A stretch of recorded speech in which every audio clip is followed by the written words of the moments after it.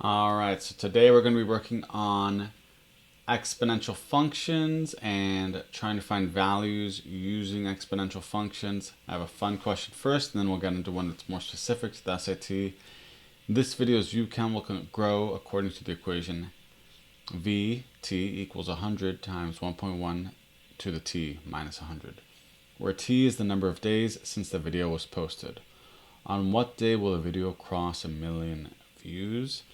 So you could plug this into Desmos and just find when you get 1 million, right? But I'm going to do it algebraically. So the way I'm going to do it is I'm going to do 1 million equals 100, 1.1 to the T minus 100. So I'm going to add, so I'm going to have 1 million, 100 equals 100, 1.1 T. Divide by 100, you're going to get 10,001 equals 1.1 to the T. And then you can do log with a base of 1.1 times 10,001 equals T, right? And when you plug that into the calculator, what are you going to get? So you will get 96.63 equals T. So that's the number of days, right? So it will be not on the first day, not on the 96th day, right? Because between 96 and 97, that's actually the 97th day. So it's going to be C, 97. Okay, so let's see. Maybe in 97 days, this video will have 1 million views. I haven't had a 1 million view video yet, but you never know.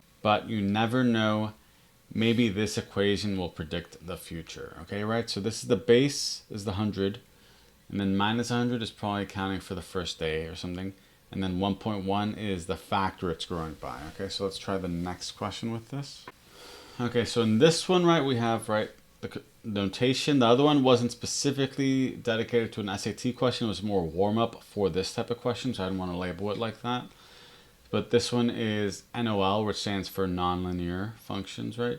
H-A. So H is hard, and then A is like the first category of hard. So variables X and Y are related such that for every time X goes up 1, Y goes up by a factor of 3. When X equals 0, Y equals 60. Which equation represents the relationship? So we have all these Y's, right? So it goes up by a factor of 3. Which of these do we have where it goes up by a factor of 3? We'll find that in a second, and it has a 0. So what you could do, eliminating, is plug in 0 for X and see which of these gives you Y equals 60. If you did that immediately, you would have only A working, because that'd be 3 to the 0, which is 1 times 60, so it's 60.